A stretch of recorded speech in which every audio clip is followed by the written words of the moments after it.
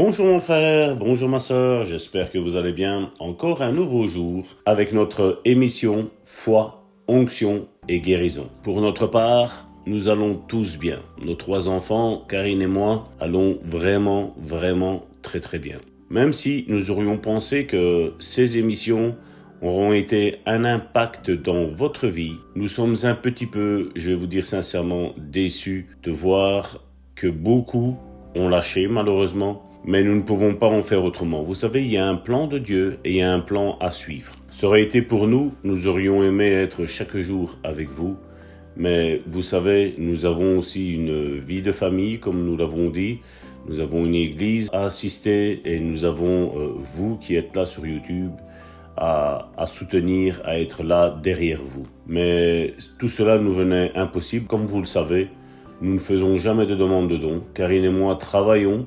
Notre église n'est pas une église immense, donc nous n'avons aucun salaire de notre église et donc nous devons faire avec les moyens du bord. Mais je vais vous dire une chose, mon frère, ma sœur, en toute chose, Dieu est glorifié et Dieu ne nous a jamais fait manquer le pain et la boisson. Donc, mes frères et mes sœurs, c'était une petite parenthèse que je voulais ouvrir dès cette émission et je vous bénis. N'oubliez pas de partager ces émissions, comme nous l'avons déjà dit, pour les autres. Partagez un maximum parce que je sais que pour ceux qui sont fidèles, ces émissions sont un baume. Elles vous aident à comprendre qu'est-ce que l'onction. Et je vais vous dire qu'il y a en préparation une thématique sur la guérison. Donc, mes frères et mes sœurs, soyez fidèles, parce que vous verrez que Dieu vous rejoindra. Mais vous avez besoin de ces émissions. Je sais que vous avez besoin de cette nourriture. Et nous sommes en train de faire une séparation entre le vrai et le faux. Et vous savez, quand vous vivez le vrai et que vous voyez le faux, il y a une sorte de sainte colère quand vous voyez le faux qui s'élève contre le vrai. Et malheureusement, quand le vrai s'élève contre le faux, bien souvent, les frères et les sœurs prennent parti pour le faux. Et nous devons reconnaître qui est le vrai, qui est le faux, ma sœur. N'oublions pas, parce que bien souvent, j'ai entendu dire « Ah, si cette église où je suis, Dieu ne veut pas qu'elle prospère, elle ne prospérera pas. » Je vais te dire, mon frère, ma sœur, Jésus nous a parlé qu'il y avait un chemin large et un chemin étroit. Il dit que dans le chemin large, beaucoup l'emprunteraient, mais il dit que dans le chemin étroit, peu le trouveraient.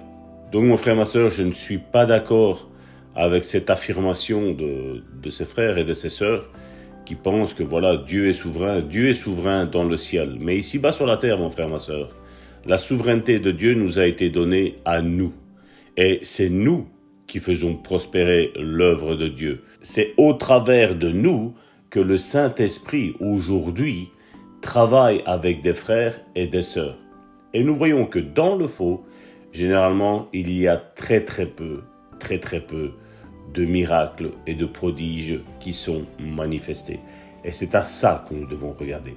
Ce n'est pas parce qu'une église a de beaux locaux, qu'elle a un beau pasteur, qu'elle a une belle femme de pasteur, ou il y a une belle musique, qu'il y a nécessairement, je ne dis pas que ce n'est pas ça, mais je dis bien que ça ne veut pas dire que c'est la volonté de Dieu, mon frère, ma sœur. Donc faisons attention.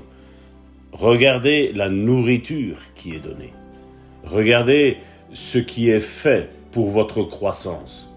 C'est là où vous reconnaîtrez toujours un ministère authentique. Quand il y a un ministère authentique, mon frère, ma sœur, le ministère authentique n'a pas peur de la concurrence, entre guillemets.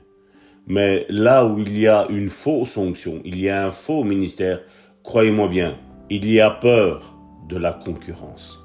Et ça, ce sont toutes des clés, mon frère, ma sœur, que je vous donne parce que innombrables sont en train de nous écouter et beaucoup me disent « Merci, pasteur, parce que vous avez remis les pendules à l'heure. » Oui, effectivement, il faut remettre les pendules à l'heure. Il faut dire qui est le vrai, il faut dire qui est le faux.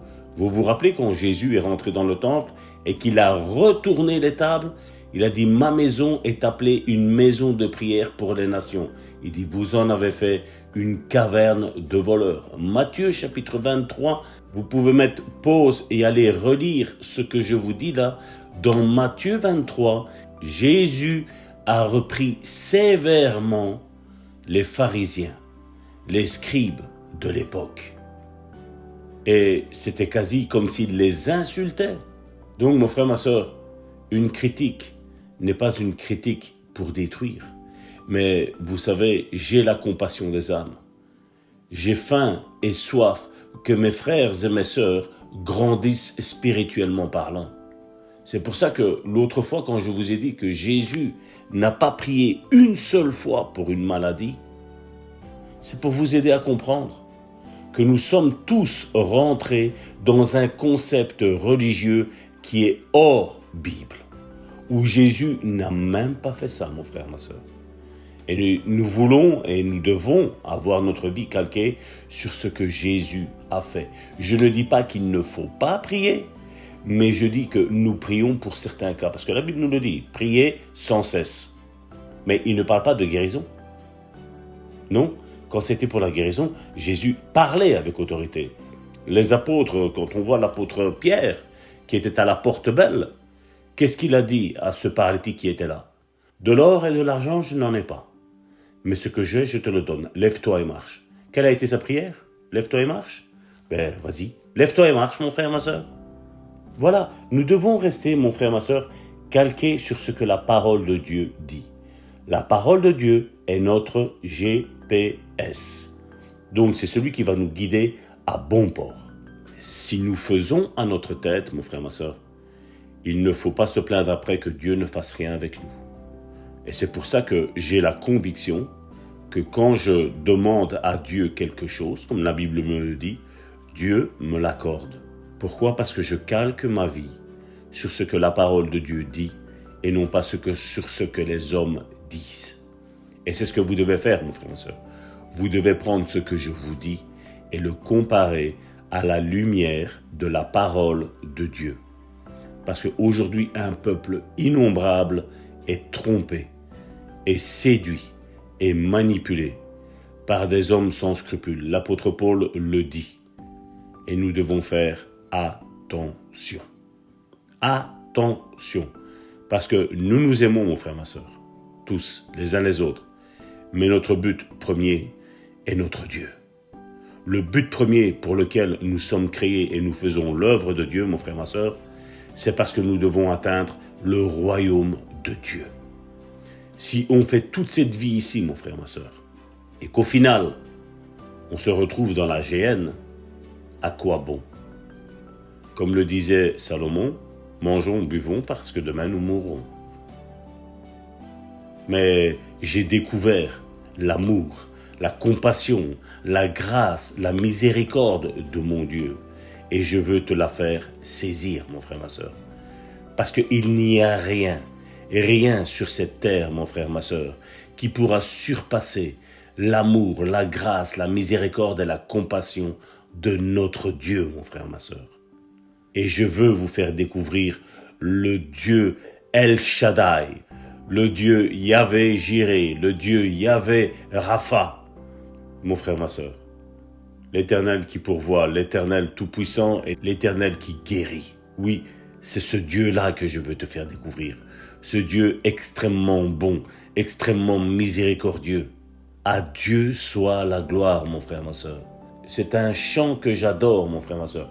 Pourquoi? Parce que oui, le but de notre existence est d'adorer l'Éternel, Dieu unique.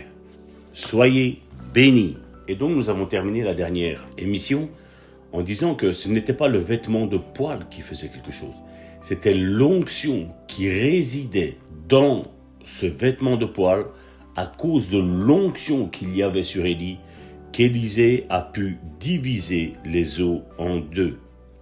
Et d'ailleurs, par cela, nous avons vu que les fils des prophètes s'écrièrent « L'esprit d'Élie repose sur Élisée ».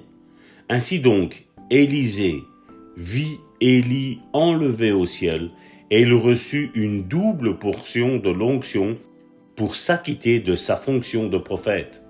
Et le récit biblique de son ministère nous apprend qu'il accomplit 2 fois plus de miracles qu'Élie. Et l'étude de son histoire nous fournit une leçon à propos de l'onction. Élisée se tint tout près d'Élie il ne perdit pas de vue Élie un seul instant. Il le suivait de très près et le même esprit se saisit de lui.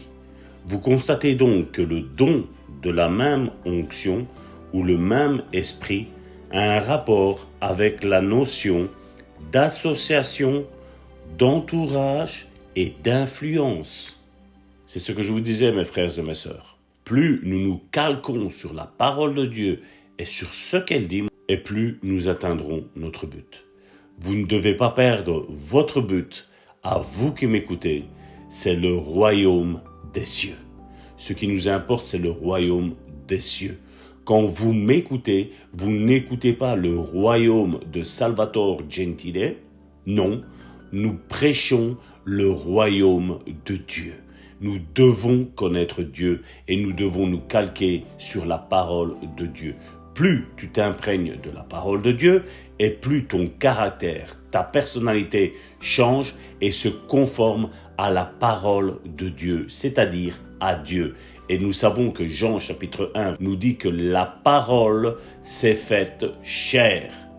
Donc mon frère, ma soeur, plus tu vas lire la Bible et plus tu vas devenir conforme à la parole de Dieu. Parce que là, alors, tu pourras dire que c'est la parole qui t'a sanctifié, que c'est Jésus qui s'est sanctifié pour toi.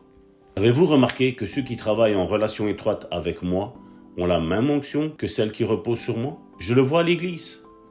Je le vois quand certains frères, certaines sœurs m'ont dit « Pasteur, depuis que nous nous sommes mis à vous suivre, à vous écouter, à avoir vos prédications les dimanches après dimanche, à les écouter, à nous imbiber et à écouter toutes ces émissions que vous avez déjà faites sur votre site internet www.lebonsamaritaineno.com.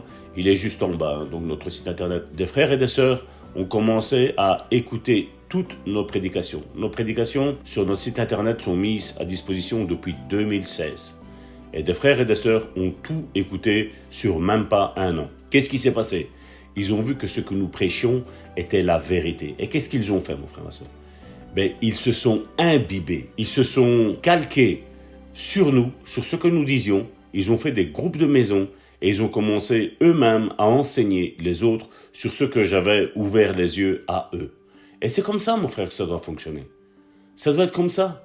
Ce que moi je vous dis ici, c'est pas avec des copyrights, non, c'est la parole de Dieu. Vous pouvez prendre ce qu'il y a à dire, ce qui vous a scotché, ce qui vous a repenti quelque part dans votre manière de penser, et vous l'annoncer aux autres. C'est comme ça que la parole de Dieu va se propager au travers du monde. Et beaucoup de frères et de sœurs qui sont venus à l'église ont reçu ce qu'il y avait comme onction sur nous.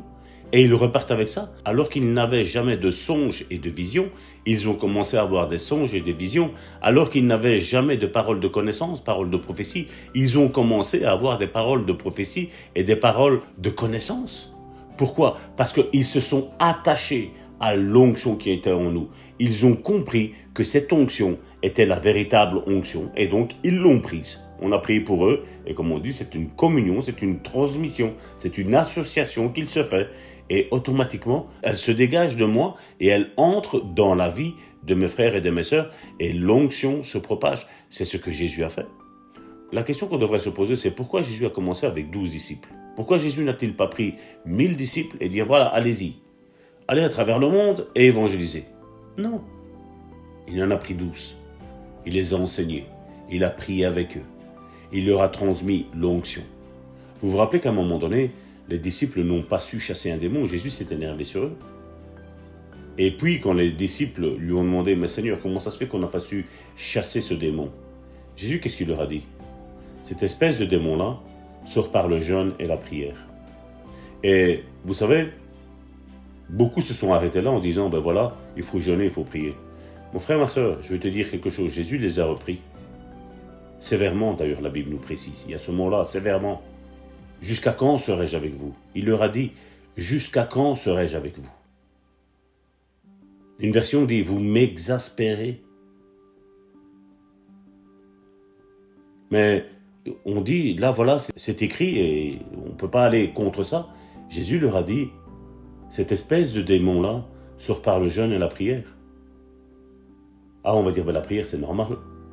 Mais le jeûne, vous vous rappelez quand les pharisiens ont demandé à Jésus, « Jésus, pourquoi tes disciples ne jeûnent pas ?» Jésus, qu'est-ce qu'il a dit? Est-ce qu'ils peuvent jeûner tant que l'époux est là? Il dit, l'époux va leur être enlevé. Et à ce moment-là, ils vont jeûner. Pourquoi Jésus s'est énervé face à eux, alors que cette espèce de démon-là ne sortait que par le jeûne et la prière, comme il est justement écrit? Et justement, Jésus l'a dit, parce que c'était vrai. Je vous laisse avec cette réflexion-là, mon frère, ma soeur. Parce que je ne veux pas tout dire et penser à votre place. Non, mon frère, ma soeur, vous avez le Saint-Esprit et demandez cette révélation au Saint-Esprit. Pourquoi Jésus leur a dit que cette espèce de démon-là sortait par le jeûne et la prière? Et pourquoi il leur a dit qu'il ne devait pas jeûner tant que l'époux était là? Comment ce démon-là allait partir? Telle est la question. Je vous laisse avec ça, mon frère, ma soeur. Et ne venez pas en aparté me dire, Pasteur Salvatore, qu'est-ce que c'est? Qu'est-ce que tu as eu comme révélation? Non. Comme je dis, il y a des choses que chacun d'entre nous, nous devons garder pour nous. Parce que bien souvent, j'ai vu que quand j'ai dit certaines choses qui dépassent notre entendement, bien souvent, ça s'est retourné contre moi. Et là, je ne veux pas dire. Je vous ai donné les deux points clés, où il devait jeûner et prier, et où Jésus a dit que tant que l'époux était là, il ne pouvait pas jeûner. Mais malgré ça, il s'est quand même mis en colère face à ses disciples qui n'ont pas su le chasser. Et on voit que Jésus en a choisi 12, et puis il a été en chercher 70, et puis il en a encore été en chercher. Donc on voit que l'onction que Jésus a laissée sur cette terre a été crescendo. Et c'est pour ça que toi et moi, aujourd'hui, on est ici. Ici, nous sommes le fruit de quelqu'un. Même si pour ma part, le Saint-Esprit est venu me toucher personnellement. Bien que j'avais mon grand-père, ma grand-mère, mon épouse, qui connaissaient Dieu. Je n'ai pas reçu d'imposition des mains d'eux. Le Saint-Esprit est venu, il m'a révélé. Il s'est révélé à moi. Et puis il m'a révélé sa parole, tout comme l'apôtre Paul. Ce que je vous enseigne là, c'est ce que j'ai vécu. J'ai une base. Il y a certains frères, un exemple comme David Wilkerson, Spurgeon, Wesley, ça a été des grands hommes de Dieu. J'ai lu ce qu'ils ont fait. J'ai compris ce qui s'est passé. J'ai cherché ce qui s'est passé. Non seulement de ce qui était écrit dans la parole de Dieu, mais je regardais aussi leur expérience, leur vécu. Ces grands hommes de Dieu qui ont été utilisés puissamment par Dieu. Et oui, j'ai étudié la parole. Oui, je suis un homme de prière. Oui, je suis un homme qui aime méditer la parole de Dieu. Non seulement la parole de Dieu dans une traduction, mais dans toutes les traductions. J'essaye de savoir toujours plus. Pourquoi? Parce que j'ai soif, j'ai faim. Ça, c'est ma nature. Ça, c'est qui je suis. Et oui, tous ceux qui s'accostent de nous ont la même onction que nous. Vous savez, il y a un pasteur qui a dit un jour, j'avais tel ministère, telle onction pour ce ministère. Quand j'ai prié pour quelqu'un, ce don que j'avais en moi a été transféré à l'autre frère. L'autre frère a fait multiplier ce don, cette onction, mais moi, ça s'est arrêté. Parce que je n'étais pas appelé à ça. Mais l'onction résidait en moi. Parce que comme on l'a dit, et ça c'est ce que vous devez retenir, un seul et même esprit. Ça c'est une parole très, très importante.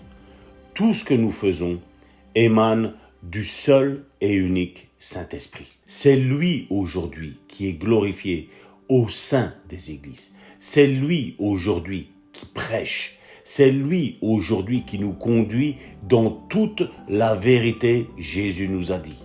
Et ça, bien souvent, on l'omet, mon frère, ma soeur. Et comme l'apôtre Paul le disait, oui, on transmet des dons au travers de la prière. Mais seulement, je suis moi, Salvatore, conscient que si je transmets un don, peut-être que Dieu me l'a donné pour justement te le donner. Et certainement que moi, je n'utiliserai plus ce don-là, mais que toi, mon frère, ma soeur, toi, tu le feras fructifier. Comme je dis, une véritable onction n'a pas peur d'être en concurrence. Non, au contraire. Un père a toujours envie que ses enfants aillent plus loin que ce que lui a fait. C'est la même chose dans le ministère, mon frère, ma soeur. Je voudrais vous raconter, je ne sais pas si vous connaissez, mon frère, ma soeur, l'apôtre de la foi, c'est l'apôtre Smith Wigglesworth. Je vais vous mettre une photo et son nom ici, comme ça vous savez regarder, mais je vous invite à essayer de vous procurer ce livre-là.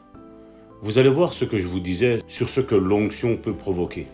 Regardez que il arrive fréquemment qu'après le décès d'un grand serviteur de Dieu, homme ou femme, comme Élie, je suis sûr que chacun d'entre vous avait connu de véritables hommes de Dieu, et ça a été la question sur qui allait retomber ce manteau. Or, ce n'est pas parce que nous avons entendu une phrase, et nous l'avons répétée, que les choses se passent de la même façon. Et les faits ne correspondent pas nécessairement à nos pensées. Dieu l'a dit, vos pensées et mes pensées sont éloignées l'une de l'autre. J'aimerais attirer votre attention sur un point qui pourrait vous empêcher d'entrer dans les bénédictions que Dieu en réserve pour vous. Regardez ce témoignage puissant. En 1947, je tombais sur un périodique religieux qui m'apprit que Smith Wigglesworth s'en est allé auprès du Seigneur à l'âge de 87 ans. J'eus un sentiment de grand vide.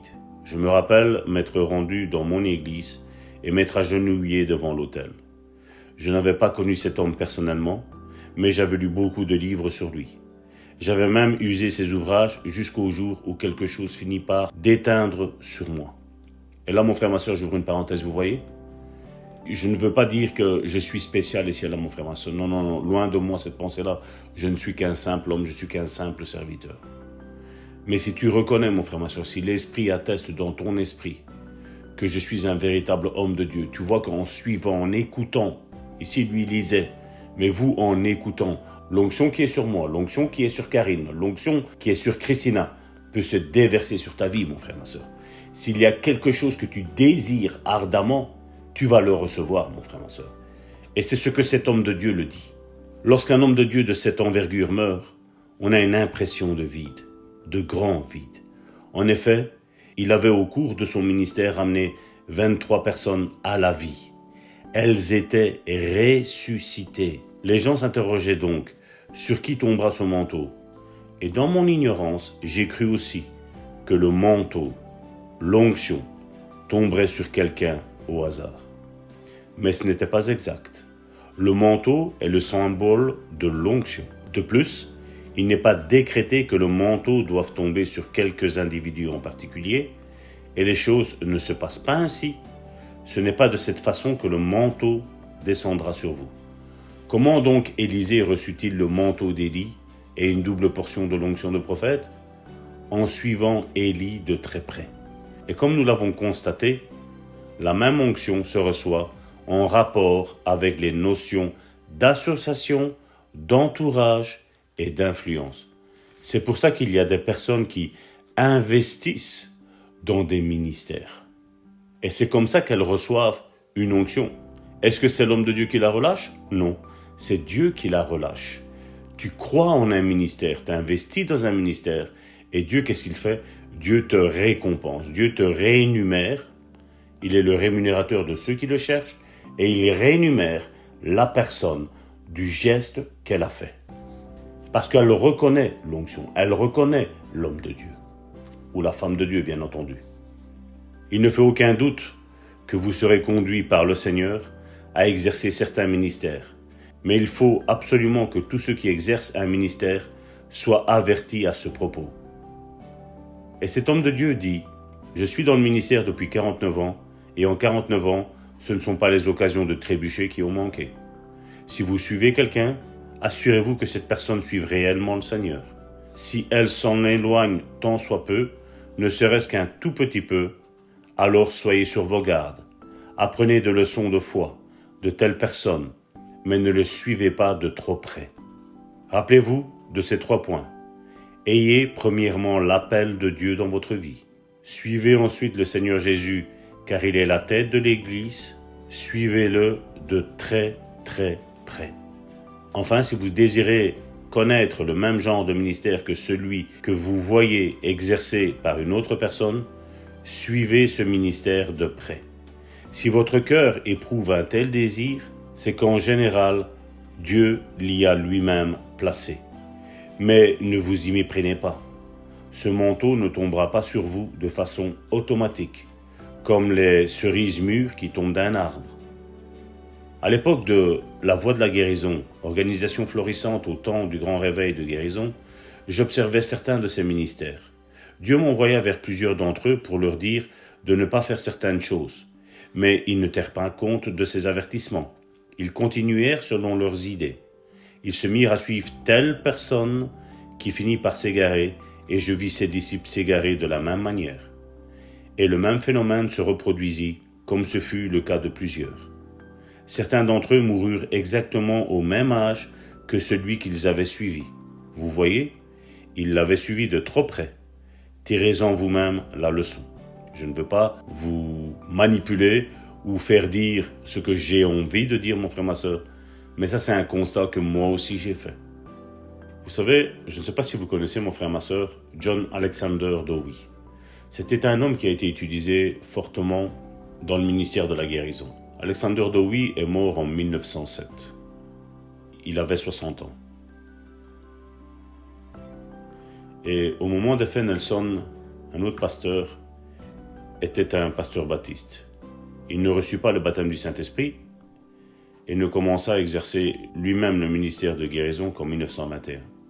Et le pasteur Nelson raconta « J'ai vu Dowie devant 6 autres pasteurs de différentes dénominations et 5 médecins.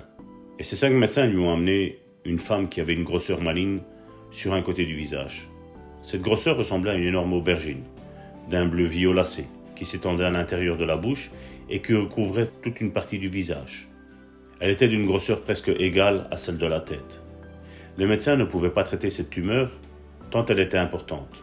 À cette époque, les seuls traitements qu'ils auraient pu appliquer étaient tous des poisons, et cette femme courait le risque d'en absorber de trop. Je vis Dowie toujours en présence de 6 pasteurs de différentes dénominations et de ces 5 médecins saisir cette grosseur maligne et dire « Au nom du Seigneur Jésus-Christ » et la détacher du visage. Les médecins s'écrièrent « Elle a une peau d'un bébé ». Tout ce côté du visage présente une peau de nouveau-né. Puis j'ai entendu le pasteur Nelson ajouter « Vous pouvez bien avoir la foi de Dowie, mais vous ne pouvez pas suivre sa doctrine. » En effet, au cours des dernières années de sa vie, Dowie n'agit plus en conformité avec le plan de Dieu. D'aucuns pourront se demander, est-il possible de faire des erreurs de doctrine et d'être en même temps fort dans la foi? Mais je vais vous dire bien sûr. Nous avons pu le constater dans la vie de Dowie et dans celle des autres prédicateurs. Il vous faut savoir qu'une personne peut être parfaitement droite de cœur tout en étant mentalement dans l'erreur. C'est ce que nous sommes en train d'expliquer sur les dons de l'esprit à l'église Le Bon Samaritain,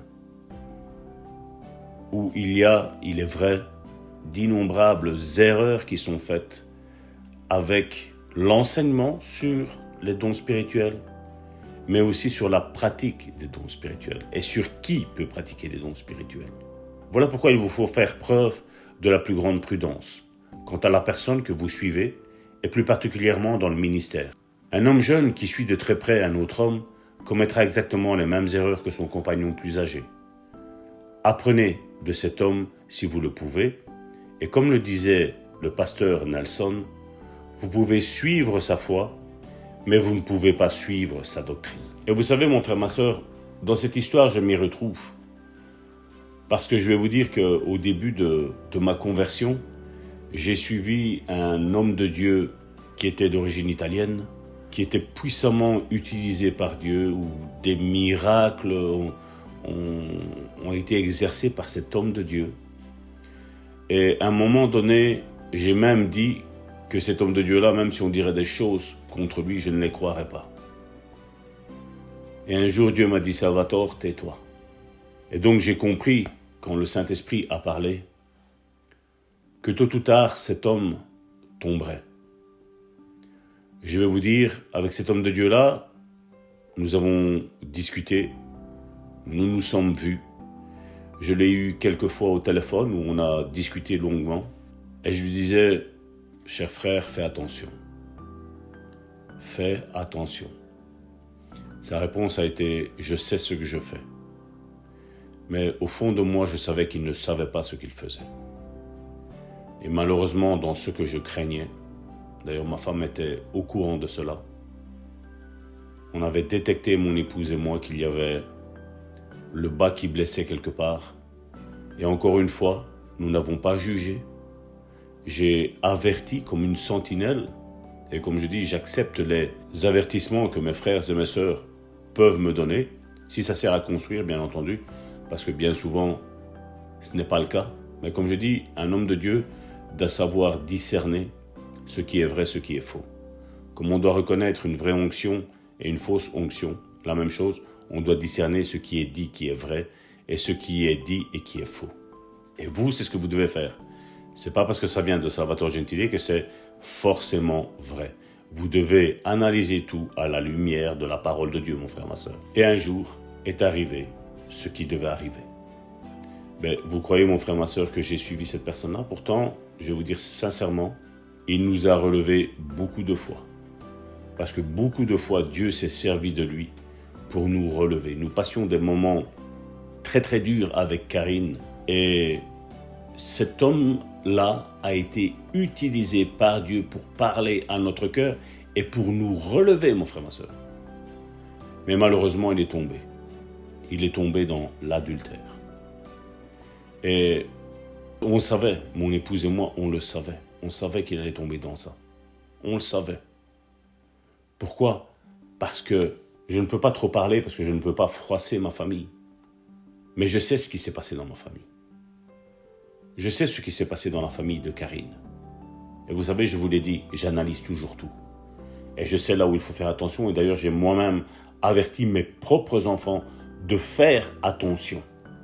J'ai dit, voilà, attention, les Gentile ont un problème avec ça. Faites attention. N'ouvrez pas cette porte, mes enfants. Et ça, vous savez, mon frère, ma soeur, c'est ce que toi et moi, nous devons faire. Nous devons avertir nos enfants. Nous devons avertir nos cousins, nos cousines. J'ai averti mes cousins. J'ai parlé avec certains de mes cousins. Ils font partie d'une autre confession. Ils m'ont dit, non, Salvatore, te tracasse, t'inquiète. Malheureusement, mon frère, ma soeur, c'est arrivé. C'est arrivé. Vous savez, Dieu est le plus fort. Et nous, nous sommes forts en Christ. Mais quand nous ne sommes pas en Christ, ancrés en Christ, mon frère, ma soeur, vous savez, le diable est beaucoup plus fort que nous. Mais si nous sommes ancrés en Christ, non, il a perdu. Mais nous, nous devons être ancrés en Christ. C'est pour ça que j'aime à le répéter plusieurs fois. Mon frère, ma soeur, ne vous laissez pas séduire. Ne vous laissez pas tromper, mon frère, ma soeur. Parce que l'ennemi, Dieu l'a appelé le rusé. Il est rusé. N'oubliez pas que le diable n'a pas 20 ans. Le diable n'a pas 40 ans. Le diable est un millénaire, mon frère, ma soeur. Il connaît comment est la nature humaine. Et si nous ne sommes pas ancrés en Christ, mon frère, ma soeur, tout homme tombera. Tout homme tombera, mon frère, ma soeur. Vous savez, on peut être l'homme le plus utilisé sur la planète Terre. Si le diable arrive à immiscer l'orgueil dans nos vies, mon frère, ma soeur, je vais te dire, t'as beau être l'homme le plus utilisé par Dieu, si l'orgueil arrive, il y a une loi spirituelle. Dieu devra te combattre. Dieu devra te résister parce que Dieu résiste aux orgueilleux. Et Dieu ne va pas changer la parole parce que je m'appelle Salvatore Gentile. Non. Si je suis humble, Dieu m'accompagnera. Mais si je deviens orgueilleux, mon frère, ma soeur, Dieu va me combattre. Et ça, c'est quelque chose qui est ancré dans ma tête, mon frère, ma soeur. Croyez-moi bien. Parce que je sais d'où je viens. Je sais qui je suis aujourd'hui. Mais je sais où je dois aller demain, mon frère, ma soeur. Et donc, je ne veux pas ouvrir de porte au diable. J'essaye de fermer toutes ces portes, mon frère, ma soeur. Elles sont fermées. Mais vous savez, c'est comme à la maison. Vous avez beau avoir fermé votre porte à clé à double tour. Avant de remonter coucher, par exemple, vous allez regarder si la porte elle est bien fermée. Ce n'est pas une question de peur, mais c'est une question d'assurance, mon frère, ma soeur.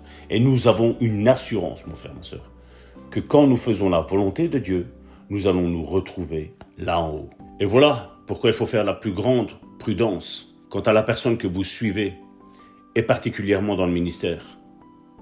Combien de fois ai-je vu des gens exercer en toute légitimité un merveilleux ministère et ensuite s'égarer?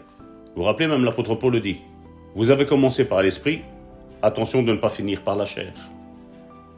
Et il dit, j'ai vu la même chose se produire chez les pasteurs. Et bien sûr, les gens parlent toujours de quelqu'un qui a fait fausse route. C'est pas vrai? Regarde l'apôtre Pierre. Comment identifions-nous l'apôtre Pierre? Généralement parce que voilà, il a coulé. Voilà, parce qu'il a renié Jésus. Vous avez vu la nature humaine, comment elle est faite? Elle est toujours à regarder les choses négatives. Mais moi, je vois un Pierre qui a été fort ensuite. Je vois, comme je vous l'ai dit tantôt, ce Pierre qui était à la porte belle et qui a dit « Je n'ai rien, mais ce que j'ai, je te le donne, mon frère. Lève-toi et marche. » Moi, c'est ça que je veux retenir de l'apôtre Pierre. Je veux retenir de l'apôtre Pierre qui a parlé de l'humilité, qui a parlé d'être humble, alors que oui, il était orgueilleux. Mais il y a eu un processus de changement dans sa vie, mon frère, ma sœur. Il y a eu ce processus, il y a eu cette nouvelle naissance. Et c'est pour ça que Jésus, après 3 ans et demi avoir marché avec lui, Jésus lui a dit, quand tu seras converti, comme je l'ai déjà dit, je ne veux pas répéter là-dessus, on a facile à dire que quelqu'un aujourd'hui est converti. Il ne connaît rien, il rentre dans une église, il fait soi-disant la prière du salut, la prière de repentance, et qu'est-ce qu'on dit? Il est converti. Il n'est pas converti. Il n'est pas converti. L'apôtre Pierre, après 3 ans et demi, il s'est vu dire par Jésus, quand tu seras converti, paie mes brebis. 3 ans et demi à marcher avec Jésus, et il n'était pas encore converti. Voilà pourquoi aujourd'hui il y a des frères et des sœurs qui ne reçoivent pas leur guérison, parce qu'elles pensent être converties, mais elles ne le sont pas encore. Elles sont en chemin. Si les gens savent que vous croyez à la guérison divine, ils ne manqueront pas de vous dire, vous savez que le frère un tel est mort, et un tel est mort aussi. Je leur réponds, je ne connais pas la cause de leur mort, ce n'est pas mon problème, et cela ne me regarde pas. Je ne suis ni son Seigneur, ni son Maître. Tout est entre le Seigneur et lui. Mais de toute façon, je ne le suis pas. Je suis le Seigneur. Si j'avais voulu suivre l'exemple de quelqu'un, j'aurais choisi celui de Smith Wigglesworth. Il vécut pleinement sa vie et il mourut de sa mort naturelle à l'âge de 87 ans.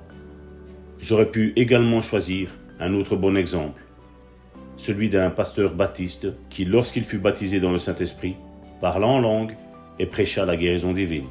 J'avais entendu toutes sortes de rumeurs à propos de sa mort. Je redis un jour en visite à sa fille qu'il habitait dans l'État, où j'avais à tenir des réunions, et elle m'apprit qu'à l'âge de 93 ans, son père annonçait un matin, à la table du petit déjeuner, « Il est temps que je m'en aille à la maison. » Vous savez, mon frère, ma sœur, la critique destructive, il y en a beaucoup. Mais la critique constructive, il y en a peu. Oh, j'en ai vu beaucoup qui n'aiment pas qu'on les juge, qu'on les critique, qu'on leur dise qu'ils ont mal fait. Mais eux, ce sont des moulins à parole dans ce genre de choses-là. Mon frère, ma sœur, la Bible nous dit de nous exhorter les uns les autres. La Bible nous dit que si quelqu'un a fauté, il faut le reprendre. Il faut aller vers lui avec amour, avec sagesse, le reprendre. Mais combien n'ont pas envie de ça? Je sais de quoi je parle, croyez-moi bien. Et vous savez, pour revenir à cet homme de Dieu-là, sa fille et son épouse, qui étaient beaucoup plus jeunes que lui, pensèrent que ses paroles étaient une manifestation de sénilité, et elles ne se rendirent pas compte qu'il était prêt pour partir à la maison. Sa fille me raconta ceci. Après avoir fait la vaisselle, maman et moi sommes allés au salon. Mon père était assis sur une chaise et il répéta « Je vous ai dit à tous qu'aujourd'hui même, je m'en vais à la maison. Voici Jésus, au revoir. » Et assis dans son fauteuil à bascule, il partit tout simplement. Je crois que je suivrai son exemple de très près. Souvenez-vous des paroles de Paul, dans 1 Corinthiens chapitre 11, verset 1. « Soyez mes imitateurs, comme je le suis moi-même de Christ. » Il est bon de suivre des personnes aussi longtemps qu'elles suivent Christ de très près. Voilà mon frère, ma sœur, excusez-moi pour la longueur aujourd'hui de cette méditation. Mais il y avait des points clés, des points essentiels à vous donner. Et je voulais clôturer ici sur comment faire croître l'onction. Et maintenant, j'aimerais prier avec vous. Père éternel, Père de gloire, je te remets mon frère et ma sœur qui a écouté cette méditation. Père de gloire, je te prie pour tous ceux qui sont fidèles, Seigneur, à cette émission. Merci pour les paroles d'encouragement que tu nous relâches au travers de mon frère et de ma sœur. Père, je les bénis. Père, je te prie, Seigneur, de faire croître l'onction qu'il y a en eux, Seigneur. Père, je te prie pour chacune de leurs vies. Que chacun d'entre nous, Seigneur, nous ayons comme imitation les uns les autres qui marchent dans la vérité, Seigneur. Mais que nous ne suivions pas, Seigneur, ceux qui marchent dans l'erreur. Seigneur, je te prie d'agir puissamment dans la vie de mon frère et de ma sœur. Tu vois leur consécration. Et comme nous l'avons dit déjà depuis l'année dernière, plus nous nous sanctifierons, plus l'onction croîtra en nous. Seigneur, sanctifie ton peuple. Mets un véritable esprit de repentance dans chacun d'entre nous. Père, s'il y a des frères et des sœurs qui écoutent cette émission et qui vivent dans le péché, fais-leur voir leurs conditions de péché. Fais en sorte qu'ils se repentent de leurs conditions de péché, Seigneur. Et que nous marchions en nouveauté de vie. Que nous marchions, Seigneur, tous, Seigneur, main dans la main, selon les préceptes de ta parole. Père, je te dis merci pour la vie de mon frère et de ma sœur. Père, par l'activité du Saint-Esprit, impose tes mains dans tous ceux que tu as appelés. Fais croître cette onction. Fais croître, Seigneur, les miracles, les signes, les prodiges, les guérisons. Au nom de Jésus-Christ. Ta parole nous dit que tu nous as donné la gloire, Jésus. La gloire de ton Père, tu nous l'as donnée à nous. Que nous ne méprisions pas, Seigneur, ces paroles, que nous ne méprisions pas cette gloire que tu nous as donnée. Au nom de Jésus-Christ, soyez bénis. Voilà mes frères et mes sœurs, soyez puissamment bénis et je vous dis à la prochaine pour une nouvelle émission. Au nom de Jésus-Christ, soyez bénis, fortifiés, encouragés, relevés et la gloire soit sur vous. Au nom de Jésus.